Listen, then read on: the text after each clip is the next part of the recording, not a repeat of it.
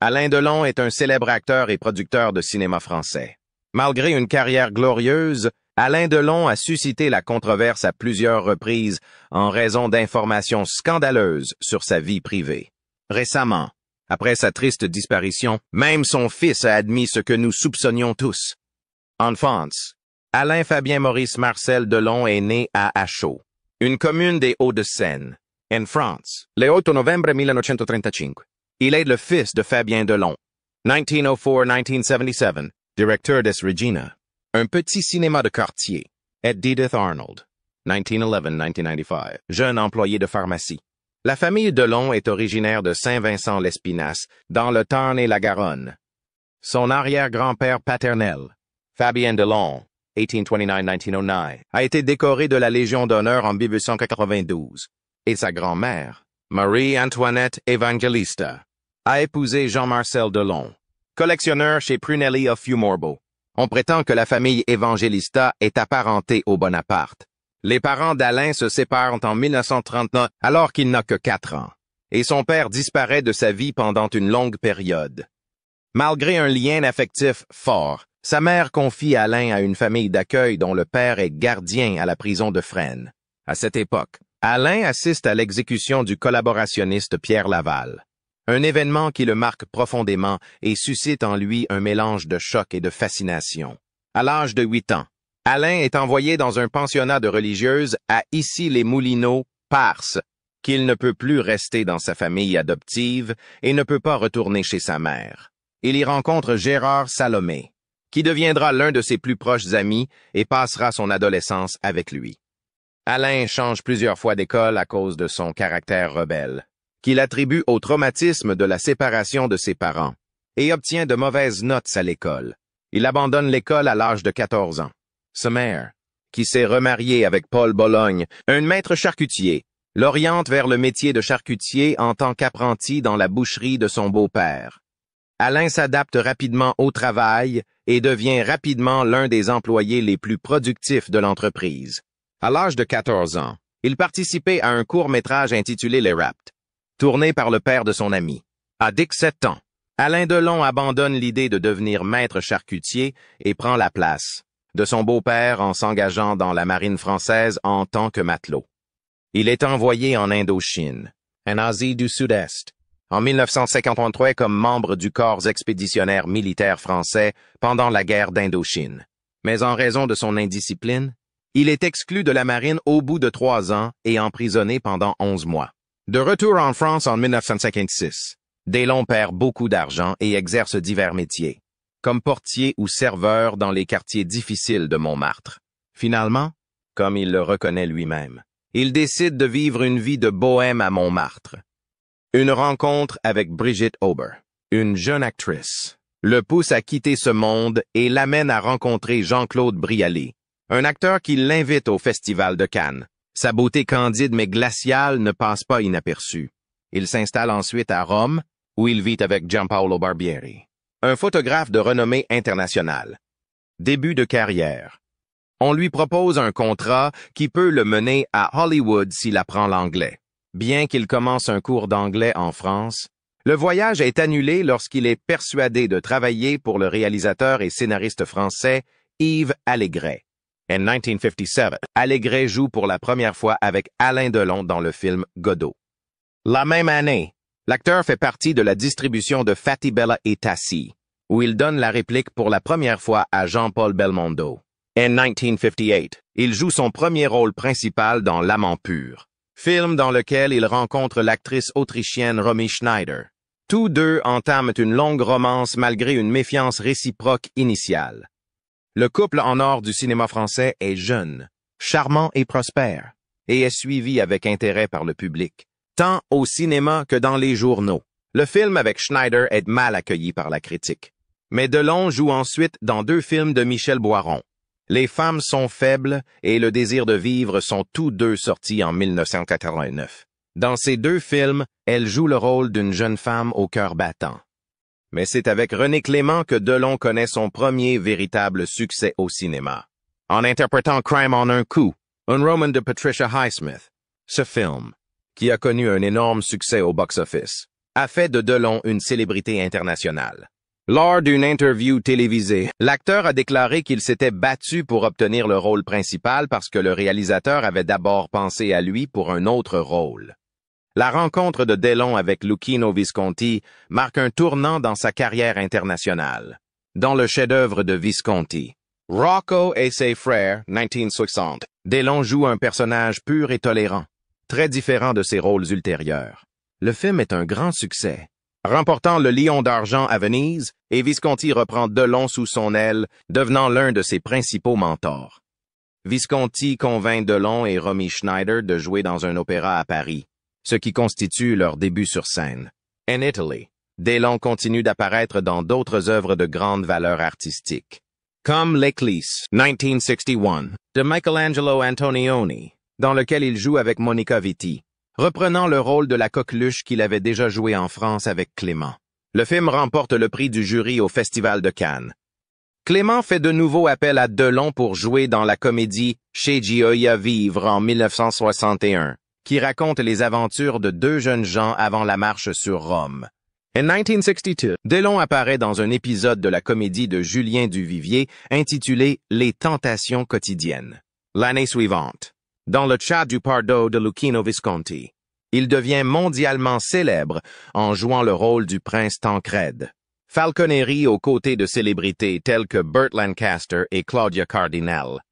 Le film, qui a reçu la Palme d'Or au Festival de Cannes, a été largement acclamé au niveau international et a contribué à consolider l'image de Delon en tant qu'icône du cinéma, lui valant une nomination au Golden Globe du meilleur premier acteur. Au cours de cette période, Delon devient une nouvelle star du cinéma, tandis que Romy Schneider se concentre principalement sur le théâtre et commence à perdre la même reconnaissance. Alain Delon est reconnu comme l'un des meilleurs acteurs de son époque et est souvent appelé le plus bel homme du monde. Après avoir connu le succès en Italie, Delon revient en France pour y renforcer son image. À cette époque, il a l'occasion de faire équipe avec Jean Gabin, son idole et sa pierre de touche cinématographique, dans le film d'Henri Verneuil intitulé Big Shot at the Casino, 1963. Le rôle de Delon avait d'abord été attribué à Jean-Louis Trintignant, mais l'acteur, désireux de jouer aux côtés de Gabin, a proposé de travailler gratuitement et de se contenter des droits d'exploitation du film à l'étranger, malgré l'opposition des producteurs de la Metro-Goldwyn-Mayer. Vie privée. En 1964, Delon épouse l'actrice Francine Canovas, adoptant le nom de scène de Nathalie Delon, après que sa liaison avec Romy Schneider a brusquement pris fin. Le couple a un fils, Anthony, mais divorce en 1969. Au cours des années suivantes, Delon continue de connaître le succès. Parmi les films les plus célèbres de Christian Jacques à cette époque, citons La Tulipe Noire, de 1964, qui a été l'un des plus grands succès de l'année au box-office. De même, Chrysanthème pour un meurtre, de 1964, également réalisé par René Clément, est l'un des films les plus connus de cette période. Delon commence à jouer dans plusieurs films par an, souvent jusqu'à 3 ou 4 par an. 3 pas dans le délire, 1967, dans un épisode de William Wilson réalisé par Louis Malle, et Le colossal Paris brûle, de Clément, au milieu des années 1960, sont parmi les œuvres les plus significatives dans lesquelles Delon a fait ses débuts dans 3 productions hollywoodiennes qui ont eu du succès auprès du public.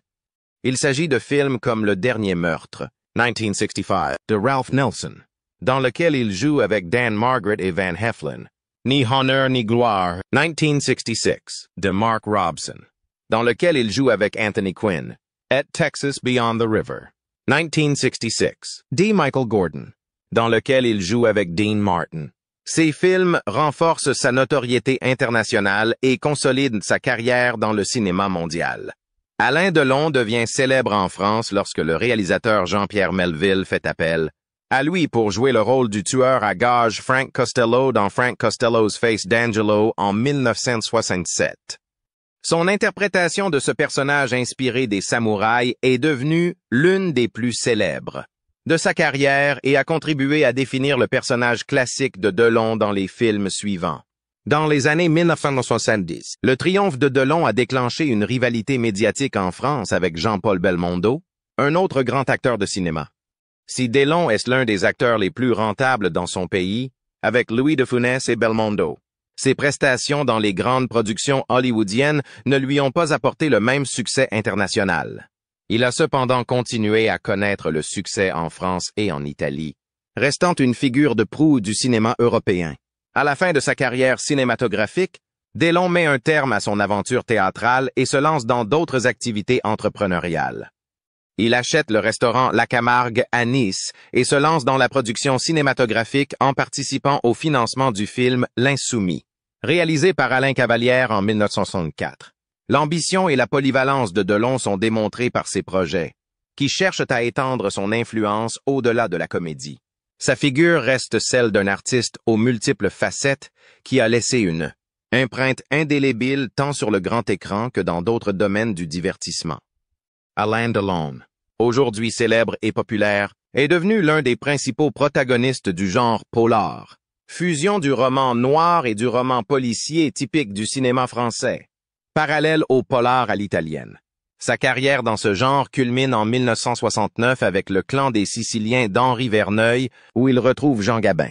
Dans ce film, Delon incarne Roger Sartet, un tueur à gages professionnel qui tombe amoureux de la femme du puissant parrain de la mafia, Vittorio Milanese, joué par Gabin. Le film remporte un grand succès tant en France qu'aux États-Unis et au Canada, consolidant la réputation de Delon en tant que star international. Malgré ce succès, Delon a également joué dans des films moins connus comme Farewell Jeff en 1968, où il jouait avec sa compagne de l'époque Mireille Darc. Cependant, dans La Piscine 1969, un drame psychologique de Jacques Deray, Delon prend une décision majeure, imposant son ancienne partenaire Romy Schneider et rejetant Monica Vitti comme partenaire féminine. La tension dramatique entre les personnages et les retrouvailles sur le plateau du couple Delon-Schneider captent l'attention du public et rendent le film emblématique. La même année, Delon est impliqué dans une affaire qui met en péril sa réputation. Le meurtre mystérieux de Steven Markovich, son garde du corps, qui révèle une série de scandales liés à la drogue et au sexe au sein de sa famille. Cet épisode n'a qu'un impact limité sur sa carrière, malgré l'attention des médias et l'enquête. En 1970, Delon revient sur le devant de la scène avec le film Borsalino, le premier dans lequel il joue avec Jean-Paul Belmondo. Le film connaît un grand succès en France, en grande partie grâce à l'alchimie entre les deux acteurs, tous deux très populaires. En outre, Borsalino marque le début de la carrière de Delon en tant que producteur de films, produisant son premier film pour sa société, Adele Productions. La même année, Delon travaille à nouveau avec Jean-Pierre Melville dans Les Sans Noms, où il donne la réplique à Jean-Marie Volonté et Yves Montand. Bien que les critiques internationaux l'aient accueilli négativement lors de sa sortie, il sera plus tard réévalué et considéré comme l'un des meilleurs films de Melville. Cela souligne une fois de plus la polyvalence de Delon et sa capacité à laisser une trace indélébile dans l'histoire du cinéma. En 1971, Alain Delon s'essaie à la comédie dans le film L'Homme de Saint-Michel, dans lequel il joue avec son ex-femme Nathalie Delon. Le film n'obtient cependant pas le succès escompté, confirmant que le genre de la comédie n'est pas celui qui convient le mieux au talent de Delon. La même année, il rejoint une distribution internationale pour le western Soleil Rouge, où il joue avec Charles Bronson, Toshiro Mifune et Ursula Andress. En 1972, Delon retrouve son intérêt pour le cinéma d'art et d'essai en réalisant La prima note di Quiete de Valerio Zerlini. Dans ce film, il offre l'une de ses interprétations les plus intenses et les plus personnelles en jouant le rôle de Daniel Dominici, un professeur qui tombe amoureux d'une de ses étudiantes. Bien que des tensions entre Delon et le réalisateur Zerlini caractérisent le tournage du film, le rôle de Dominici a la même profondeur émotionnelle et la même complexité que celui de Frank Costello. Tout au long des années 60, Delon a joué des rôles tout aussi difficiles, comme dans L'assassinat de Trotsky, 1972, où il incarne l'assassin Ramon Mercader qui a tué Lev Trotski, et dans Mim, Klein, un film de Joseph Lucy, 1976. Dans M. Delon, il incarne Klein, un collectionneur d'art qui découvre qu'un homme portant le même nom que lui tente d'usurper son identité. Le film n'a pas eu de succès au box-office, mais le rôle est considéré comme l'un des meilleurs de Delon. In 1973, Delon collaborait avec Dalida sur la chanson Parole, Parole, une version française de la célèbre chanson de Mina et Alberto Lupo. La chanson devient un grand succès et consolide l'image de Delon en tant que musicien. À partir du milieu des années 1967, Delon se concentre presque exclusivement sur des films policiers violents, où ses personnages deviennent de plus en plus stéréotypés et répétitifs, tels que dans La mort d'un charognard. 1977. Il participe également à des productions internationales plus modestes et moins connues, comme Airport Kerouan, 1969. Delon joue avec Ricardo Cucciolo. In 1975, Delon joue le rôle du célèbre justicier masqué dans le film Zorro de Duccio Tessari, démontrant une fois de plus sa capacité à incarner des personnages emblématiques. Sur le plan personnel, Delon a entamé une relation avec l'actrice Mireille Darc en 1968. Leur idylle durera jusqu'en 1983 et marquera une période importante de sa vie privée. Le public continue de regarder ses films avec enthousiasme malgré les critiques négatives. En tant que producteur, il est heureux de dire que le succès est garanti si le mot flic figure dans le titre. In 1976, Flick Story, avec Jean-Louis Trintignant et réalisé par Jacques Deray, est l'un de ses plus grands succès en tant que producteur. Au cours des années 1980, il participe au film Three Men to Be Fell, toujours réalisé par Jacques Deray, avec l'actrice italienne Dalila Di Lazzaro. In 1981, il participe à la coproduction internationale de Spy's Nest, qui devient l'un des films les plus vus de l'histoire du cinéma soviétique, avec plus de 46 millions de spectateurs. In 1981, il fait ses débuts de réalisateur dans By the Skin of a Cop, un film qu'il écrit, produit et interprète avec sa future compagne Anne Parigio. Le film est un succès au box-office mais ne répond pas aux attentes. En 1994, Alain Delon joue dans Un amour de cygne, réalisé par Volker Schlendorf d'après l'œuvre éponyme de Marcel Proust, avec Ornella Muti et Jeremy Irons. Dans ce rôle, il incarne Charles Barron, un homme vaincu, obsédé par la nostalgie et le mépris de la société contemporaine. Ce personnage n'est qu'un des nombreux rôles que l'acteur interprétera par la suite, tous mettant en scène des personnages d'hommes désespérés et perdants. Un amour de cygne, récompensé par 2 Césars et marqué par la disparition de son grand amour Romy Schneider en 1942, est issu de son expérience personnelle. En 1985, Delon est à l'affiche de Notre histoire de Bertrand Bliet, qui lui vaut le seul César du meilleur acteur de sa carrière. Dans ce film, il incarne Nathalie Bay, un autre personnage marqué par la défaite, à l'instar du baron de Charleux, qui joue un mécanicien alcoolique entrant dans la vie d'une femme. Alain Delon s'installe en Suisse en 1985 et obtient, à la fin des années 1980, la nationalité suisse avec sa nouvelle compagne, mère de 2 de ses enfants. Alain Delon a commencé à réduire ses apparitions sur le grand écran après quelques échecs commerciaux comme Le Passage en 1986 et la série télévisée Les Pianos de Berlin en 1988 et avec la naissance de ses 2 enfants au début des années 1990.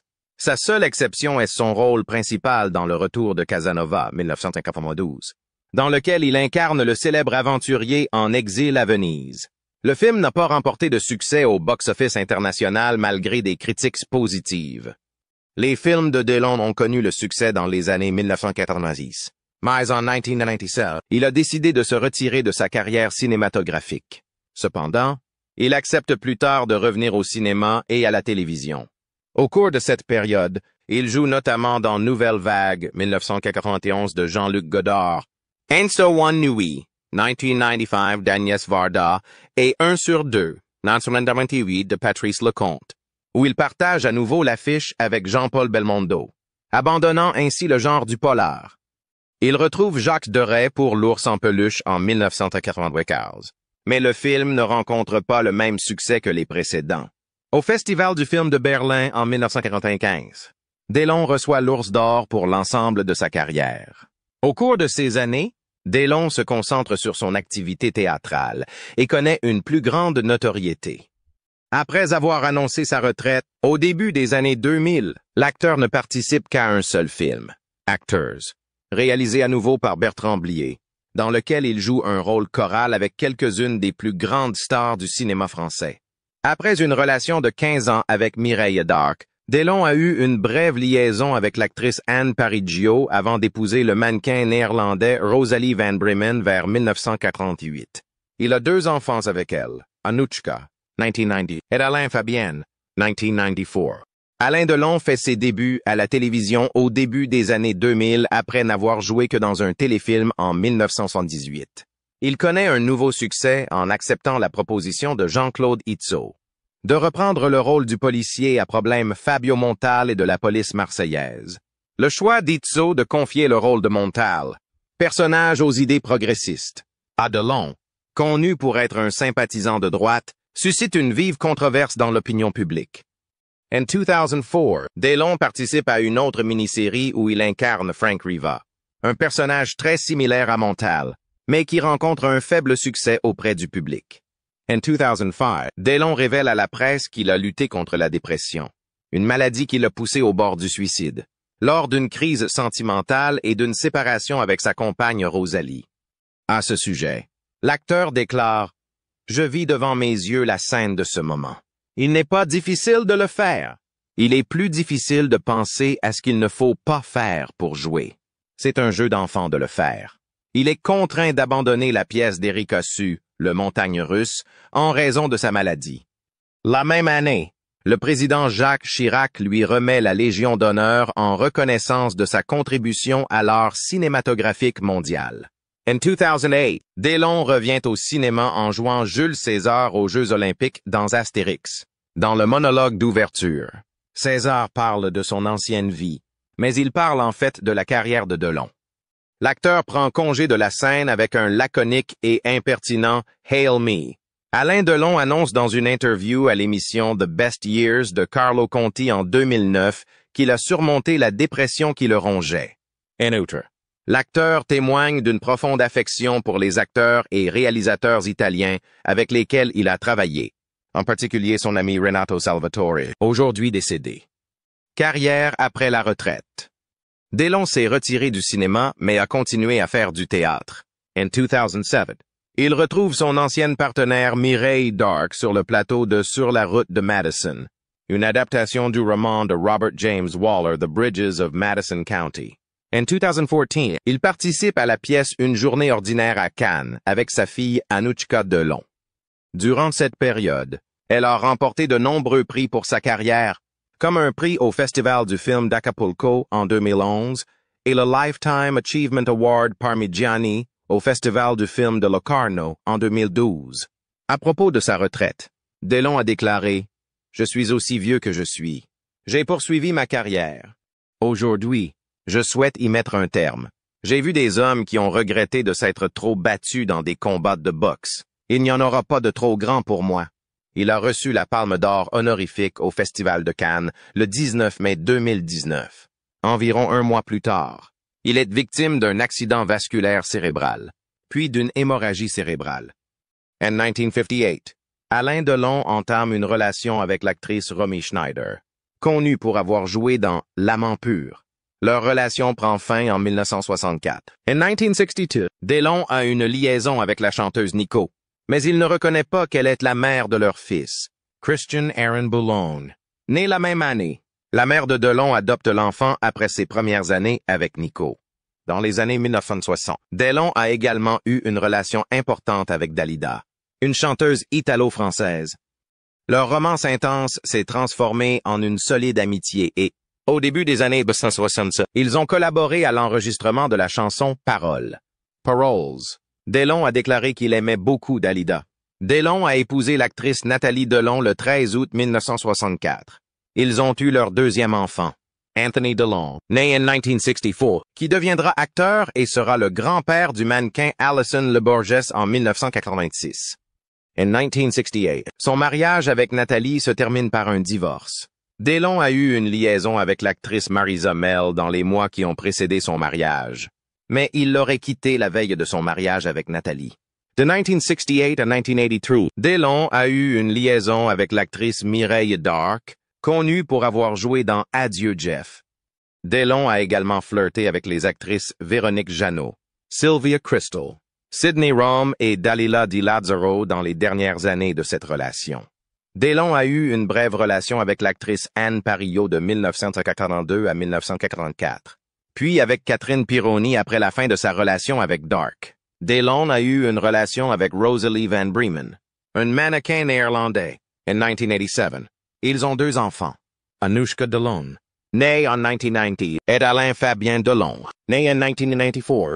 En 2001, le couple se sépare. Au 3e millénaire, Delon rencontre Hiromi, une japonaise. Bien que quelques documentaires aient été réalisés sur le passé tumultueux de Delon, il n'a jamais autorisé de biographies officielles sur sa vie. Alain Delon a longtemps été identifié comme gaulliste et nationaliste, avec des convictions proches de celles de Brigitte Bardot. Il a soutenu Valéry Giscard d'Estaing en 1941 et a gardé des liens avec des hommes politiques tels que Jean-Marie Le Pen. Elle a déclaré en 2015 qu'elle soutenait le Front national de Marine Le Pen. Cependant, dans une interview qu'il a accordée en 2013 à la chaîne française France 5, il a suscité la controverse en déclarant que l'homosexualité était contre nature. En 2015, il a suscité la controverse en citant la déclaration de Charles de Gaulle, « La France est une nation de race blanche » et en soutenant l'extrême droite française. En 2020, il soutient Michel Rubirola, un écologiste de gauche, à la mairie de Marseille. En 2022, il a déclaré son soutien à Valérie Pécresse, candidate de centre-droite, à l'élection présidentielle, la qualifiante de seule femme capable d'occuper l'Élysée.